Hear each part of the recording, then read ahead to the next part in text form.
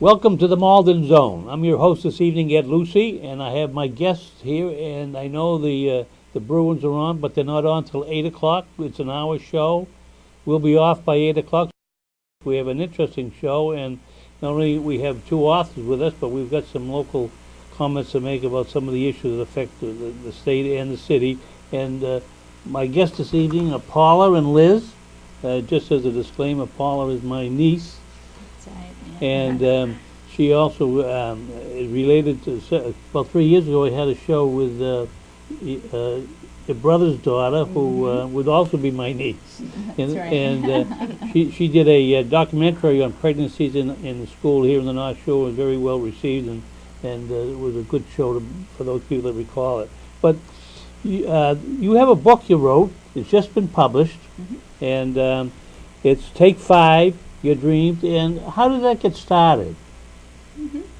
Well, both Liz and I are moms of teenage daughters, so in general it's been a topic of interest, I think, to both of us for that reason, but also I've always just had a general interest in girls' empowerment. And so we actually started interviewing and talking to girls across the United States from a variety of different socioeconomic backgrounds and in parts of the country. And what we found are some reoccurring themes. And one was that every girl knows that they have something unique to give to the world, and they want to do that in a way that fully expresses themselves and live their biggest, boldest dreams. But they didn't really know how to do it. There was a lot of talk about girls living their dreams, but how do they do that? How does that become a reality in a practical way? Well, when I started to read the book, I did laugh early on because one of the first things that I highlighted in my book here, that you're a recovering CPA. Yes, spent many years in the corporate world. Yeah. The big 8 at the time. Yeah. Yes. I get a quick look at that again. And most times, when you see that has some other meaning. But now, when did you decide to work together collaboratively on the book? It just kind of evolved. We were thinking we really enjoyed working together, and we were thinking about how we might do that in a way that was empowering to girls. And I think both of us were tired of the messages that girls receive in the media and the way they're portrayed, and this bombardment, we call it, of messages about what matters is not who they are and how smart they are, what they can achieve, but like what they look like. So much focus on physical appearance, and it just was a disconnect, right, between that and the girls that we knew personally. Now, it's just been published how long ago? April. April. So it's almost brand new. Yes. By definition, it is new. Absolutely. Yeah. And it's on. You can purchase it from Amazon.com. And what would people have to do in order to get the information about purchasing it? Oh, you could go to Amazon.com, Yeah. and just search for Take 5 for Your Dreams, and it will pop up. Yeah. Some of the things that you mentioned, and really, although it talks about 5, it's really more than 5 minutes a day. It's because you really expanded to about 100 days in total when you went through the stages in preparation. And how did you arrive at that format that when you were having the people, if they follow what you're recommending or suggesting, they would write things down and keep track? And it's literally, it's almost like a self-study process. Yeah, it is. I think what people need, and this is just not true for girls or children or teenagers, it's true for people in general, really need to be able to break things down into doable steps. And what research shows is that it has to feel, to start, ridiculously easy is a term that's used a lot. So that's why we thought take 5 minutes a day. And so the idea is there's no right or wrong answers, no pressure, no stress. Do this in a way that's comfortable for you. If you do it every day, that's wonderful. You're 15. If it takes you, instead of 90 days, if it takes you a year to do it, that's okay too. Yeah. By the way, for the listeners, it is an opportunity tonight. The show is live.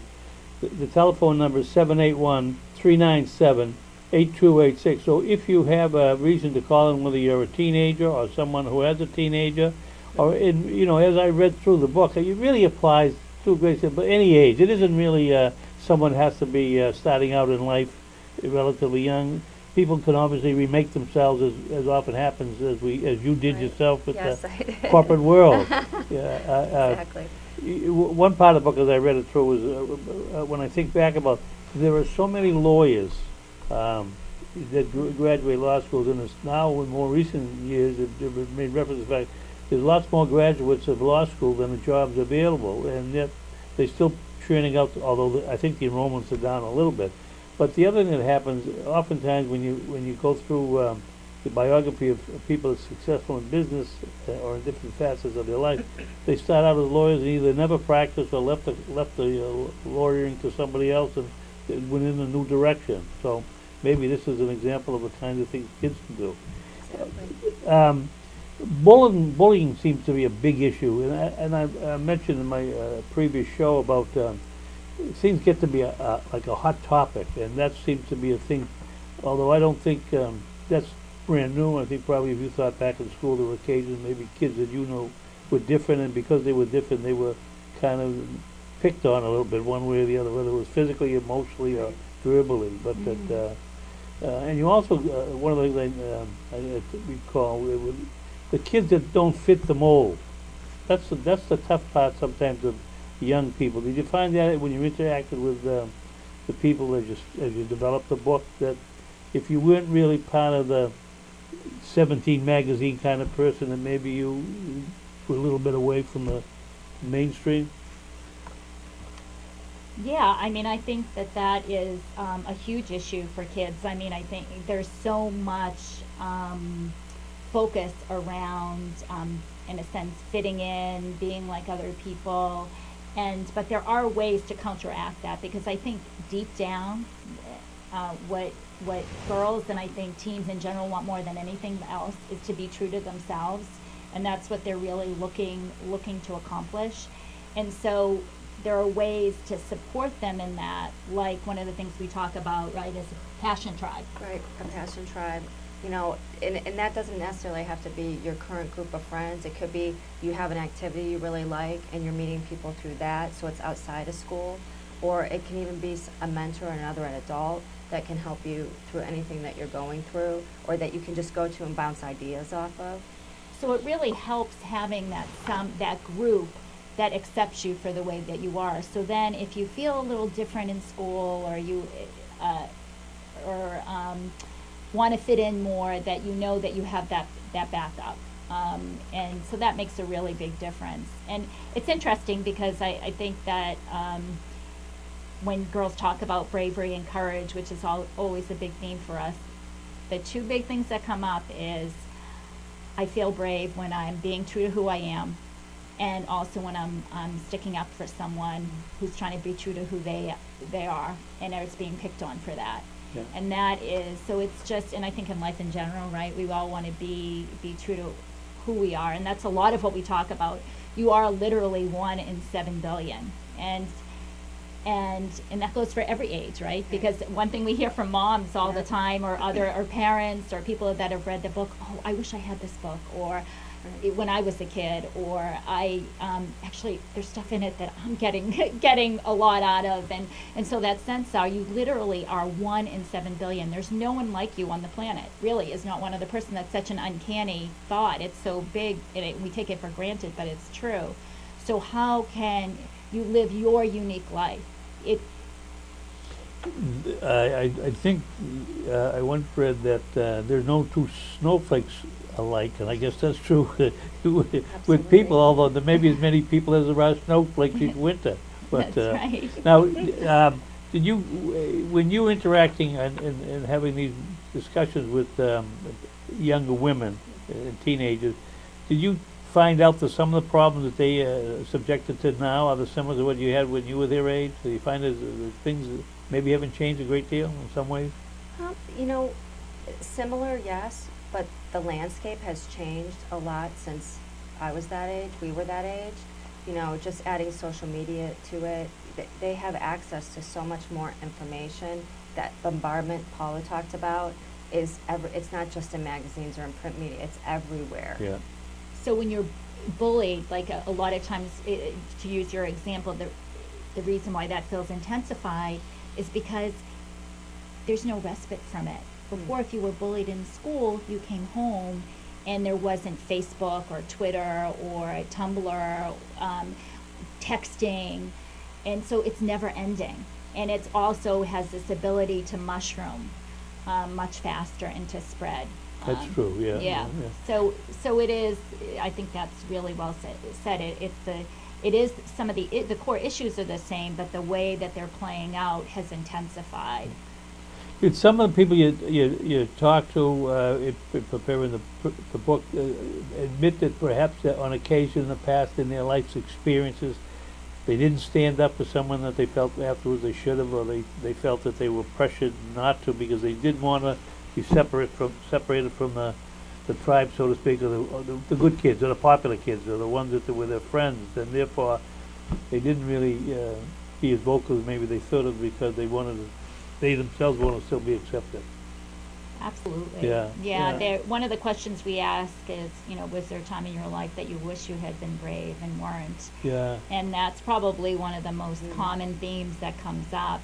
And I think sometimes, teens are too hard on themselves because someone said, well, I remained her friend, but I didn't necessarily stick up for her when people were talking behind her back. And I wish I had gone that next step. But even just in high school, think of that pressure and filled environment that it can be in some cases. Actually just sticking up for just being someone's friend and standing by their side can be an act of bravery. Yeah. Now, as I was reading through the book, you actually had an opportunity of getting a really cross-section group of people that you got input from. So it wasn't only your own immediate area, or maybe even talking with some of your children's friends. You didn't limit to that. There's far-reaching efforts to reach out across the country, literally, because you had Western people from the West Coast and in the Midwest, and obviously from this area. Yeah, over 100 girls we've talked to, from across the country, and actually some even international. Yeah. Mm-hmm. What did you have a daughter? Are you in school with your children? Yes, we our two oldest are the same age. They're teenage girls. Yeah. What was their reaction when you told them you were going to write a book? Don't put me in it. I'll put me on the front page, baby. Yeah. Actually, my daughter, I think she thought it was going to be like a book with only words, and when she saw what this was becoming, she was very excited. She was. Yeah, she really was. Yeah. And how about their friends reacting? I think it's a positive thing. It's kind of fun, and I think the format that we've done was very intentional, and it was to really appeal to what we understood from talking with all these young women. Format they like, the visual format, quotes, and something that in the midst of their very busy and intense lives, they can really, it feels approachable. Yeah. So they were excited, I think, and we do always ask permission before we use stories. I have actually in blogs and things sometimes used examples, and but we always ask permission. Yeah. I remember one of the people you pointed out in the book was a young woman who really loved astronomy, but she ended up. And I had to read it over a couple of times to really digest it. She liked to bake, and she talked about cakes in a box, and that was far removed from what she really wanted to do. And do you think that happens often with people, that they settle for less, or the motivation is not what they maybe would like to do, although people do sometimes change later in life, but that cake in a box was kind of lingering in my mind for a while. Yeah, that was actually, if there's any story that was the motivation for the book, it would be that interview, and we both happened to be there. Do you want to tell the story? Yeah, we were both there, We were both there, and so we're interviewing her and asked, what do you love about school? And her eyes lit up. She's telling the story about astronomy and how you wouldn't learn that if you didn't go to school, and her favorite planet, and she was just so animated. And then when we got to a question, you know, what do you see yourself doing later in life? And she said, well, I like to bake. And Paula asked the next question, well, what do you like to bake? The box cake. And at first, we were a little bit like, is that something new? But then we realized, oh, that's funfetti, the cake that you buy at the store. We realized there was just such a disconnect from what she loved to do, what she thought or saw herself doing. And some of that, now that she was in an at-risk community, so she, came from, for her it was just exposure. She didn't, when she thought about her future, the idea that she could maybe be, a biologist or, study science, get a PhD in neurochemistry, or it was not even something that she had ever been exposed to. So I think that happens a lot.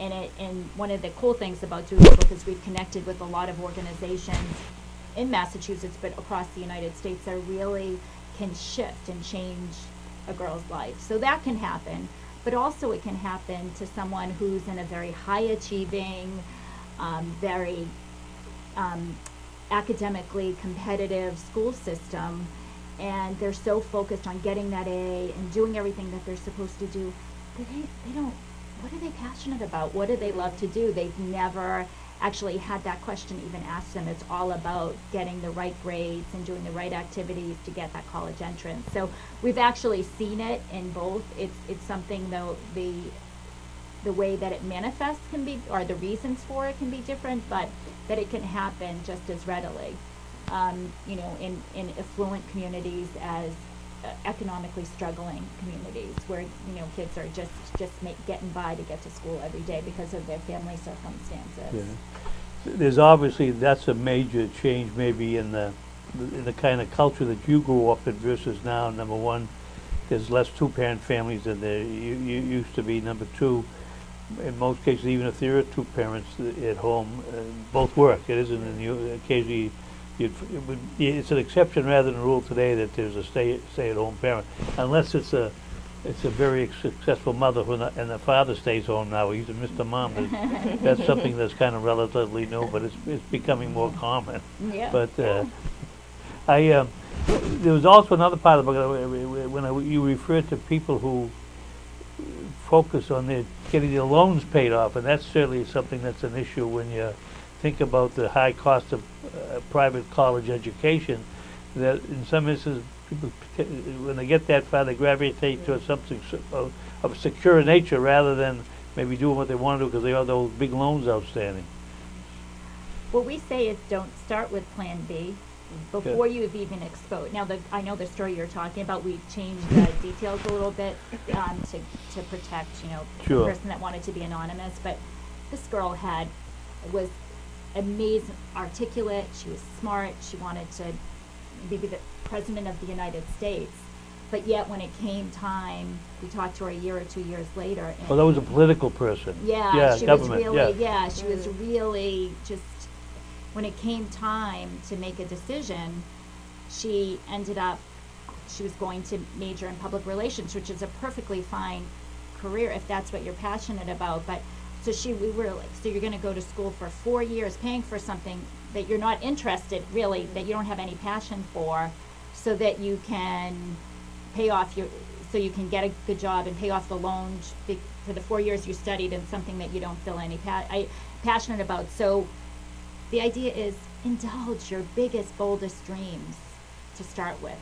If the sky's the limit, what would you want to do? And then break it down into the little steps that you would need to get there. Because she could have probably paid off her student loans and been doing something, and maybe she will get there, that she's really passionate about. Mm-hmm. So, from the time you started thinking about putting the book on paper, and I mean, you both have job careers and other interests. You have to deal with children and those other things you deal with every day. When did you find the time either to get together or the length of time it took to put the book from the thought process to the actual publication? Mm-hmm. How long did that take? Mm-hmm. We just found the time because it was something that we were passionate about. Yeah. So I think we started talking about this like in the fall, and it was published by April. It was hard work Yeah, getting yeah, it there, yeah, and yeah. we knew what the vision was. Yeah. So, Yeah, and I think we've been speaking with and interviewing girls for the broader project. Yeah. For over 2 years. Yeah. So that's been a long time in coming, and there'll be more resources available. But we felt so compelled that, after talking to so many young women, one area that we felt like was really missing is that, again, we give so much lip service to dreaming big, but how do you do that? Like when kids are little, it's like, what do you want to be with, when you grow up? What do you love to do? And we indulge all of that. And then something happens where it's, somewhere in high school where it's like, okay, well, how are you going to make money? And money's good. We always say there's nothing wrong with that. Money's a good thing. But think about making money by doing understand what you're passionate about, what really matters to you, and then think about how you can turn that into your vocation. There was another thing that caught me too as I was reading through the book. Carol, whom you know with me, has often used the expression, you have to be a friend to have friends. And you brought up in the book about being friends with people, and how you have to reach out and make more than just lip service to that. That caught my attention. That was later in the book as I was reading it through, that not everybody does that. No. There's what are just some of the things that surprised you when you had these interviews and interaction with the people that you put together to write the book? Do you have some surprises, really big surprises from the kids? Well, just to get back to your friend piece for a minute, I do think that what people in general often forget, and young women and teen girls are in the same category, but I think this is a global thing. When you feel uncomfortable and you're focused on yourself in a situation, sometimes the best thing to do is to take the eyes off of yourself. So look for that person that's more uncomfortable than you at the party, or at the joining the new team, or whatever it may be. So let's see, surprises. One big one that comes to mind for me immediately is just how mature and sophisticated so many young women are at young ages. I mean, we would always joke that we didn't remember being so sophisticated and just worldly at such a young age. And so I think they understand and can articulate very well. For example, the negative messages that they're getting from the media, it still impacts them. They'll see over 250,000 messages telling them what they're supposed to look like. Much of what they see doesn't even represent anyone that's real. It's photoshopped, and that has a tremendous impact on girls' self-esteem, because what you're supposed to be is you're supposed to look a certain way, and that's how you're judged. But you can never look like that, because it doesn't exist. It's actually photo altered, digitally altered. So I think probably if I had to name one of the biggest surprises, it was that. It was that how sophisticated these young women are, and also, and this was the kind of the difficult one, was that even the girls that were so knowledgeable and knew exactly the messages that they were sending, and seemed so confident and just really bright, and were planning to conquer the world, you bring up this issue of body image, and it was like we sapped the life out of them, because it weighs on them, and they are literally bombarded. The numbers are like 250,000 messages by the time a girl is 17 years old. She's seen via media. So it's a powerful issue. Yeah, and that sophistication obviously is the difference maybe between the Beaver family you see on TV years ago and what they see in the movies, and obviously what they're exposed to on the electronic world, because a lot of what you learn is obviously about what's out there and you're exposed to, and that's what they see today. They didn't have that years ago, and now today there's no secrets. Everybody, people can get on the internet and know things about you that you forgot, that you even about yourself. One of the other things you mentioned when you get back to the images about in different culture, that's the physical appearance is not always the outward appearance.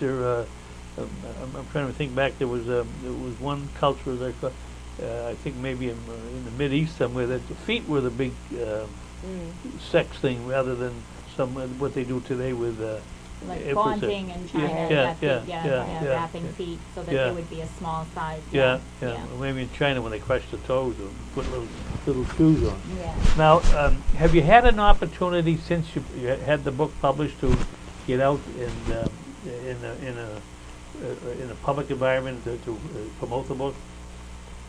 Yeah, we've mostly smaller, venues and more intimate, but at local churches and in school environments Local and bookstore. the bookstore, the local bookstore, The feedback you get from the parents, do they find frustration in trying to deal with their children in this day and age? First of all, the kids have so much, you say, exposure to so many sources of maybe getting the wrong impression or the negative impression, or that you need to be independent, and all of a sudden your parents trying to assert themselves as parents at the same time. Maybe they're not around as much as they should be because of their own commitment to employment. Do you find sometimes parents have more benefit from the book than even their children? Yeah. Well, we did hear a lot from people in general that they wish they had the book, but I really think that most parents that we didn't. I mean, there's always frustration. I mean, it's the nature of the relationship, right? Because just we believe we know what's in the best interest of our children, and sometimes forget that they're on their own path and don't understand why they're not taking our wisdom, all of our years of wisdom, right? But I think mostly parents just want the best for their kids, and they're just struggling to try to figure out how to do that. And I think even when they do things that may contradict some of the advice we even give in the book, it's because they have that they believe that what they're doing is in the best interest of their kids. Have your own children, not to get too personal, but have your own children read the book and maybe try to do some of the things that you suggested? But the 5 minutes is really just a starter, really, because that's a lifetime change to remold yourself. I was thinking sometimes when it's almost a form of meditation. When instead of doing it for half an hour standing on one leg, you're reaching out in 5 minute segments. Well, little steps create big changes. They do, So, and sometimes once you get in the habit of making those little changes, it makes the bigger stuff not seem so overwhelming. People that do research on habits will say that what's important is not whether it's exercise or whether it's thinking about the big picture of your life, which we all should do. We should all take time aside, right, to think about, be conscious about our lives. And I mean, I think not as many adults do it as they should, but we should all be thinking conscious. This is it. This is, what experts on habits say is that it's not so much the length of time, but that you have a trigger. So you try to do it at the same time every day, the same place. And that even if it were literally for 30 seconds, and you start with that over time, if you did that every day for 30 seconds, and then you expanded it to a minute and then 2 minutes, whether it's exercise or being reflective about your life, writing in a journal, any of those things, that you will create the habit. And once the habit's created, it becomes automatic. That trigger happens, and you, just like you brush your teeth, it's time to do my take 5. So. We've been talking about teenagers, but that's really only part of what the book is all about. And more important than that is it's even more than just about young women, because if you read through, and I hope you'll take the time to buy the book, and I hope you'll take the time to seriously listen to what you've read, because if you have teenage sons, they have the same issues. Sometimes they're even more stressed than the daughters, because they're dealing in more with young men. They're more physical kind of environment sometimes in school or on the sporting events, and they maybe are the ones that maybe buy the tickets to go and see the movies that show a lot of action films that really are very violent. But in any event, no question. that once you get past the age when you read through the book, you'll find that, well, gee, even if you're starting in a career, you're out of college, or you're even in a direction of your own life now, you say, I'm not quite sure I want to be doing this for the next 35 or 40 years. That within the content, you can get a measure of knowledge that can maybe refocus your attention, and that's where you really want to go. I thank you for coming. I hope Thanks you for having enjoy it. us. And I really, not because I'm getting a commission on this, which I'm not.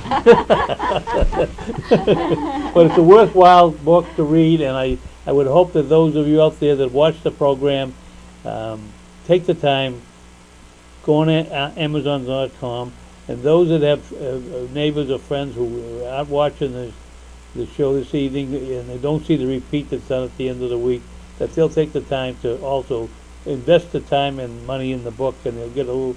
The knowledge they get is far more than what it costs, and in their own way, they maybe even give it to your own children or to a neighbor or a relative, and you'll find out everybody will be ahead. So, thank you very much for coming by. Thank you. And once again, I appreciate it, and lots of success. And thank you so much. See you It's been a again pleasure. soon. We'll see you again soon. Okay. And Liz, thank you very much. Thank you. Yeah, don't leave with the microphone. Yeah. I had a couple of other things I wanted to talk about, and before the hour is up, I ended up making some notes. You know, doing a show once a month, you wind up things happen. You don't always get a chance to connect with them on the air because the news gets stale by the time I come around on the first Wednesday of the month, and this month they happen to be doing the second Wednesday because of a conflict last week. But in any event, I know everybody in the local area, almost without exception, we get a lot going on in the sports world. We have the Bruins, who, when you think about it, they progressed this far in the playoffs when they were down 10 minutes to go in a prior series, down 4-1, and ended up scoring 2 goals without a goalie, and then go on to win in overtime. And from there, they've gone through 2 more series, and now they're in the finals. And the feeling out there, they might very well pull it off again this year. So that would be, again, an opportunity for us to root tonight for the first game. The Red Sox, I made a prediction early on before the season started. I didn't think they were going to do that well. So far, they've proved me wrong, which I'm glad to say. It isn't that I didn't wish them well. It's just that I thought they had too many changes within a short period of time, and the result is that it takes a while for teams to meld. And so far, they've done better than I expected, and they've surprised a lot of people in and out of the area, and in and out of professional, even at the professional level. But keep in mind a couple of things. One is some of their success as much has been credited to 2 pitchers, one of whom lost last night, and not pitching as well as he had been. The second, which is the ace with a 9-0 record, has had a history, and it's cropped up again this year, that he's not frail, but he's not built like of Roger Clemens, and the result is you have to kind of give him a little bit more leeway when he gets aches and pains. So those 2 players have been a major reason why they've been successful, although John Lester's not doing as well now as he was doing before. But anyway, we want to wish him well. And the Patriots have got a new player that's been a controversy wherever he's played in the professional ranks, and he's just left the Jets, and maybe that's why the Patriots signed him. But I don't know whether he'll make it as a quarterback. But he has other options, and he certainly has indicated he's a hard worker, very intelligent, and will do whatever is necessary to integrate his ability with the team. And that's the reason why the Patriots have been so successful over the years. We have an election for senator coming up at the end of the month, which is not that far away, and our local Congressman Ed Markey is the favorite. The sense is that he's still going to win the election, but it seems to be closer than it should be, considering the number of Democrats and the number of Republicans in the state. However, the majority of voters are unenrolled, and they're the ones that really make the difference when you go to them and vote on election day. And although some people say they're unenrolled or independent, in a lot of instances they have a persuasion directed either towards Republican philosophy or Democratic philosophy, and I think that's the reason why the Republicans, who only perhaps have 13% of the number of voters available in the state, on a registered basis, can still get 35 or 40, 45% of the vote, and sometimes it can even win, as Scott Brown can attest to in a prior senatorial effort. But anyway, the elections have a tendency to have momentum, and right now it appears that Congressman Markey's fallen off a little bit from the lead he had, but there's only 3 weeks to go, and that time, if he maintains what he has, he should be okay. The one issue that's been pointed out, which may be a little bit of a detriment, and that happened to Martha Coakley.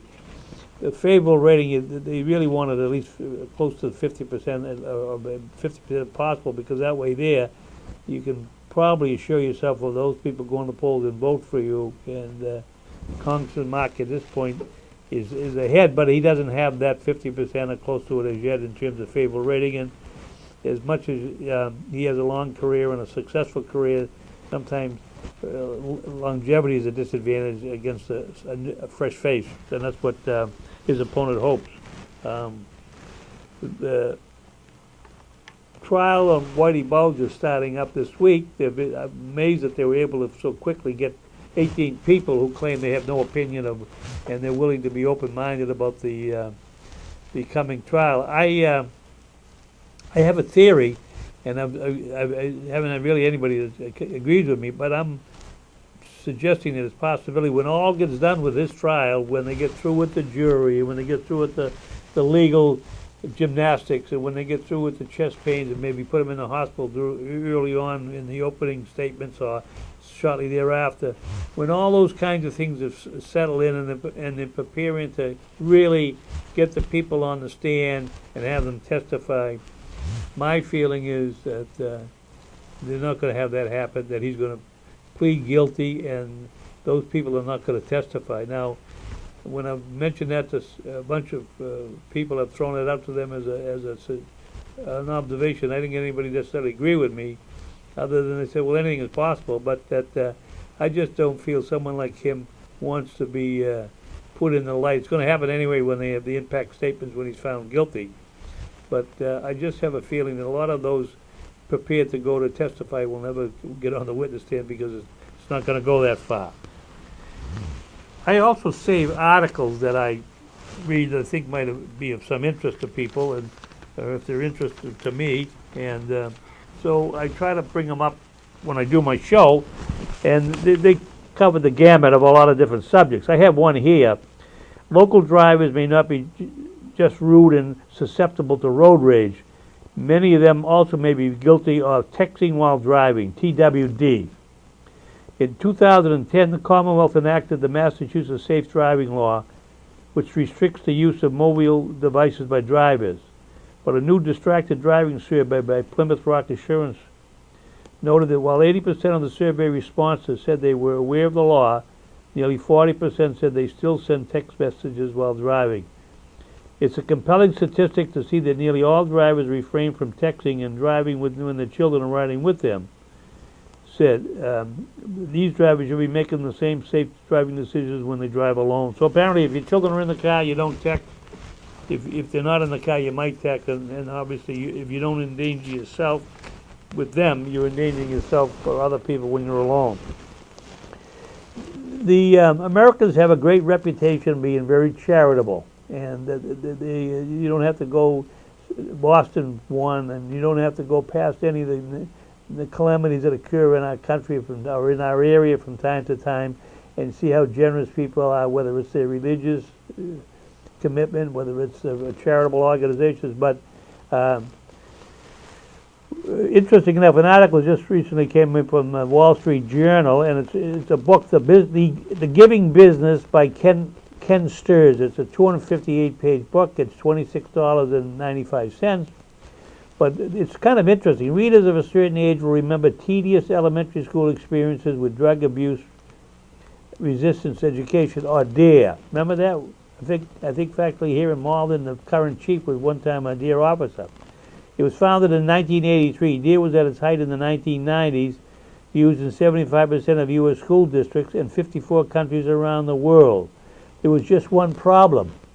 DARE didn't work. Long-term studies have shown overwhelmingly that the program produced no meaningful reduction in drug use, and in some non-profit surveys, having consumed an estimated $10 billion to $15 billion in donors and taxpayers' funds over the past decade. In his book, he also touches on some other ones. From one-person startups to powerhouses like the Red Cross, charities have plenty of good intentions, slick fundraising, and promotional happy sheets, but they often fail to solve the social problems they are intended to address.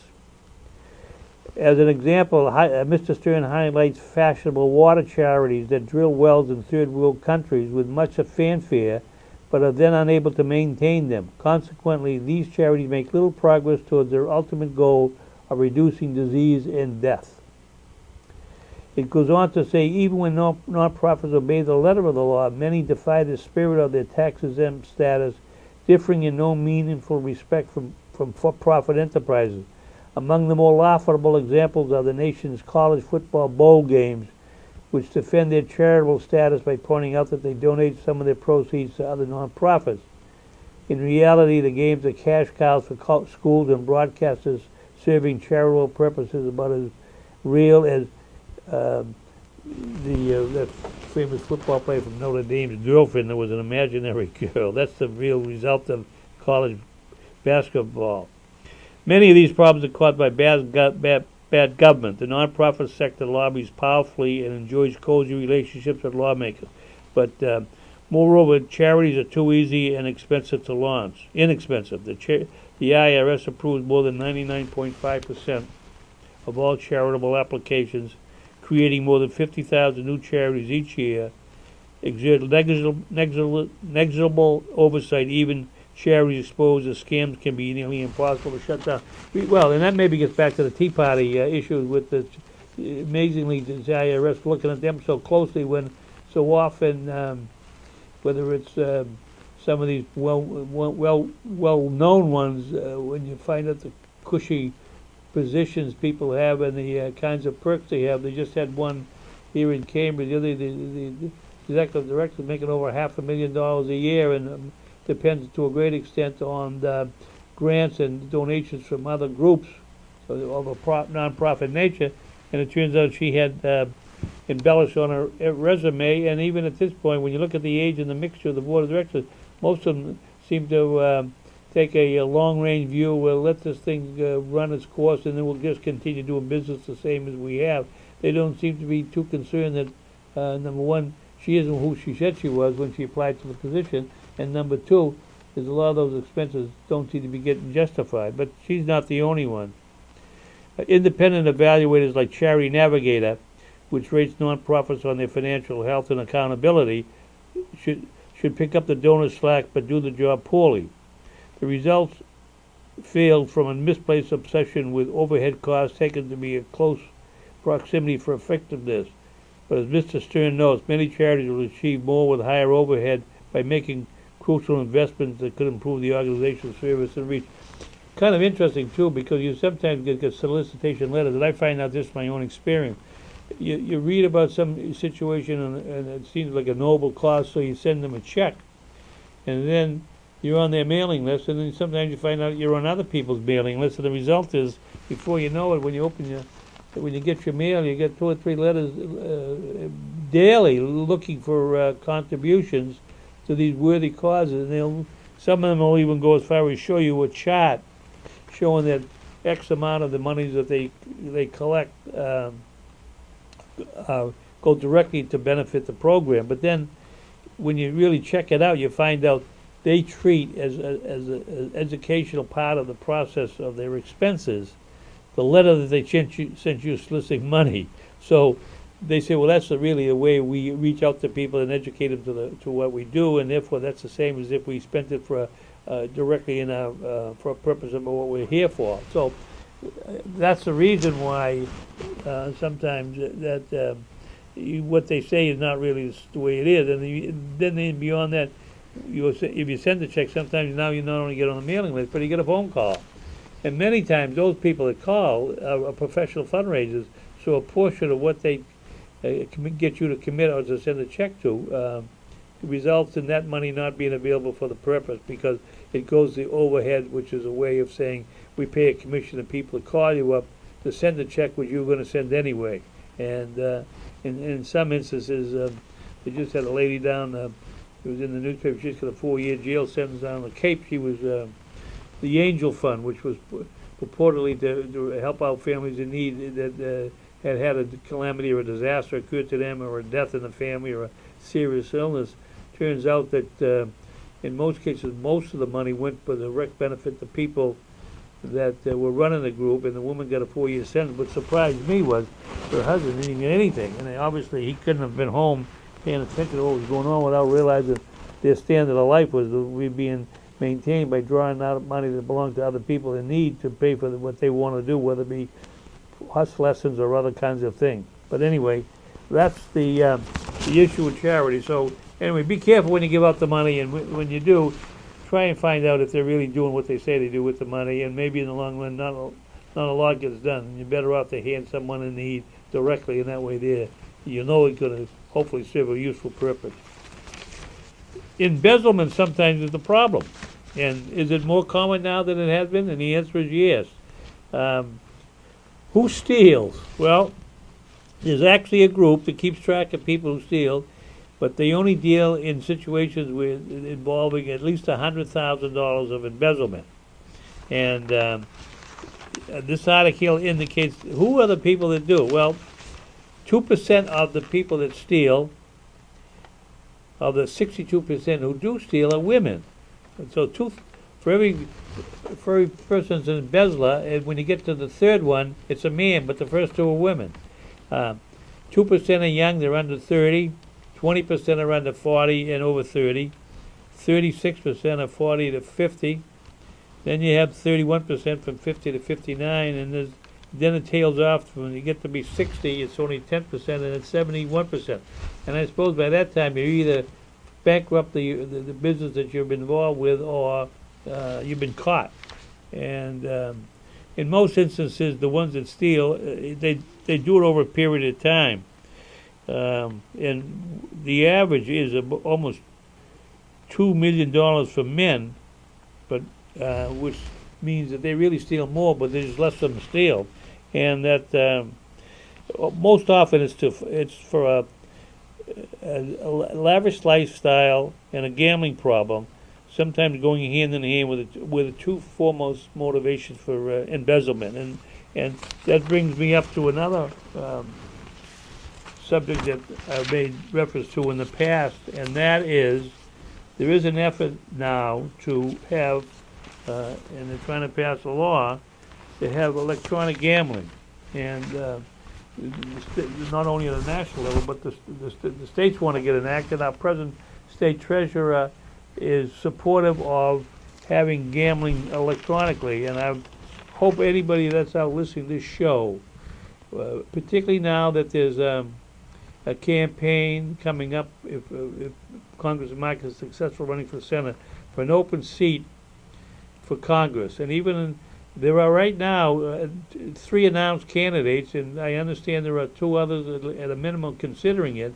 And of those that are, 3 of them are in the Senate of the State House. And I would hope you would ask the candidate, would they support, if they are not elected to the Congress, or if it comes up while they're in office prior to the election, would they support electronic gambling? Because I think all that's going to do, and that's for the internet, by the way, all that's going to do is end up with more embezzlers and more havoc in homes, and more issues of people taking not only money that doesn't belong to them, but maybe within their own family using credit cards that don't belong to them to gamble, and ultimately maybe deprive their own family members of their assets. So I don't think it serves a worthy cause. I don't think the state should be in that business, and I don't think it has any positive effect other than the people that run the gambling are going to make a lot of money, and the people that collect taxes are going to get some of the money through fees and profits of these companies, and also, of course, 5% of maybe is what the amount of money they'll take from the proceeds. But it's not going to help people, and it's going to, if anything, cause a lot of problems. One of the things that it really has been looked at as much as it should, and now is becoming more and more of an issue, is student loans. And those that we're dealing with graduations now. Malden High graduated this past week, and other schools, and come this September, these people that graduate the high school will be running off into colleges. If they're going to a BC or a Boston University or an MIT or some of the choices that they have locally, if they're able to get admitted, if you go in as a student and you stay at the school, you're talking at the top $60,000 a year in tuition, fees, and board. And for most families, obviously, that's not reasonable, feasible, or is it practical that they're able to pay that. Again, sometimes students are able to get some of that reduced by work programs, by scholarships, by other sources that reduce the monies that the school makes available to help the student defray costs. But it's not unusual before you even get to graduate school for people to leave four-year college, private college, and owe at least $100,000, even if they're paid out of pocket and they've worked and they've done other things within the family to help pay the cost of this education.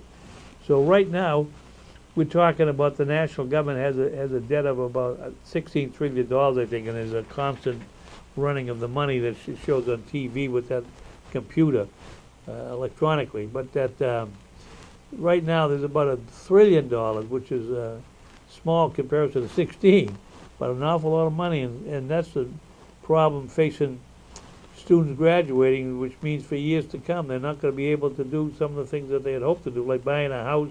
In some instances, they're not able to even live alone or live outside their family home, and they've been away at college, been independent for 4 years. Now they're back living at home because that's the only way they can pay their college tuition debt. And some of those loans require a second signer, and those signers are the parents, and they're the ones that sometimes get stuck with the bill because the child who's of age to be an adult can't afford to pay their own bills, and certainly not the loan for the school that they graduated from 2 or 3 years ago. Of course, some don't graduate at all, and you still have to pay the money. But it's a major problem, going to get worse. And right now, we had a problem some years ago. We're starting to recover out of those subprime loans and mortgages. There are also subprime loans for students, and these are students that normally don't fit the profile of the credit and the stability necessary to justify loans for their tuition, but they're provided with loans from another option.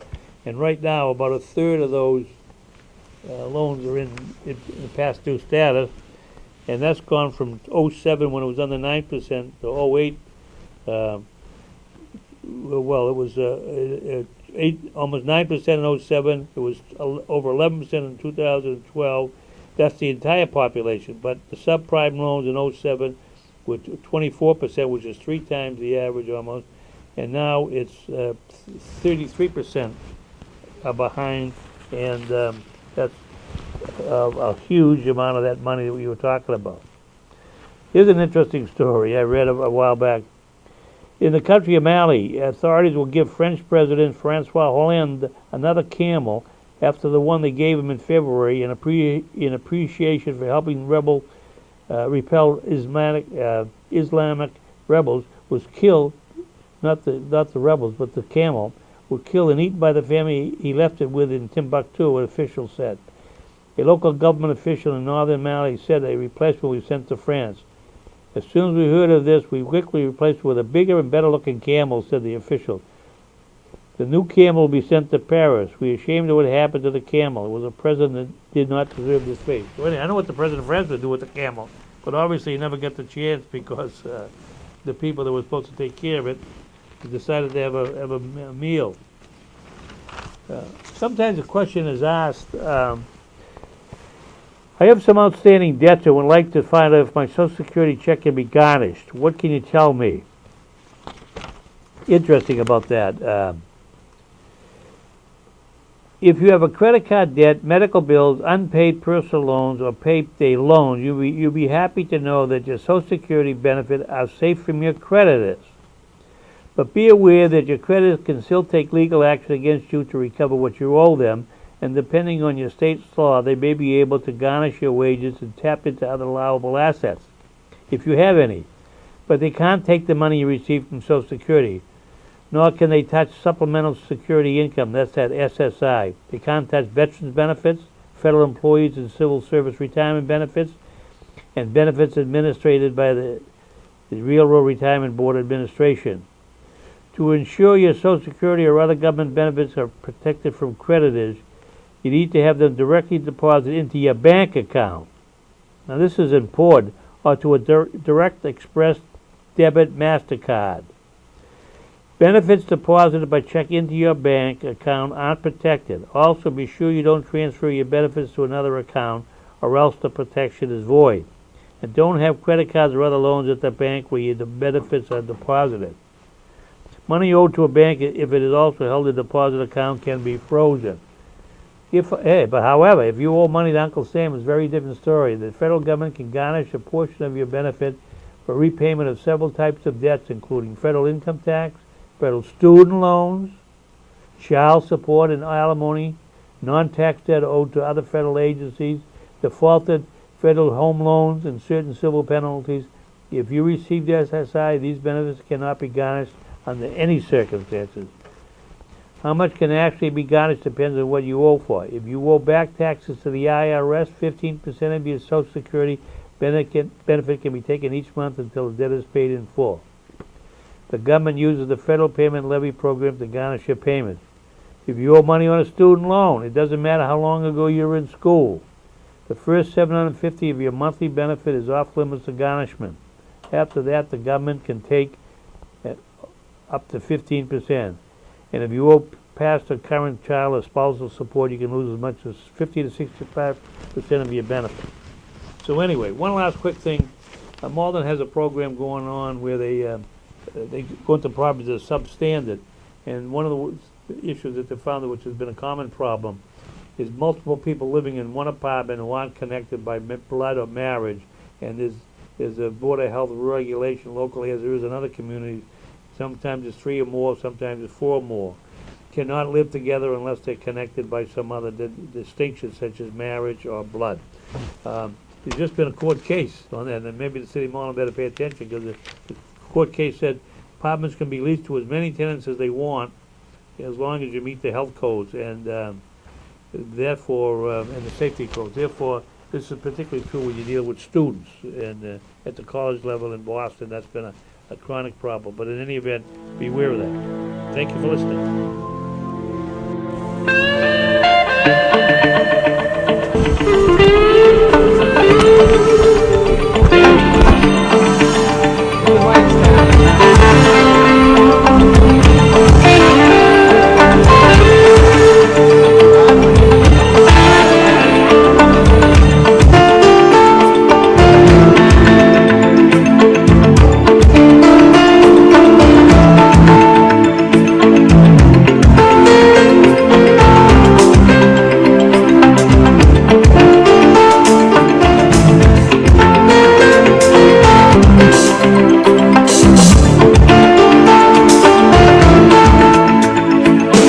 Get out of the dock and into the zone.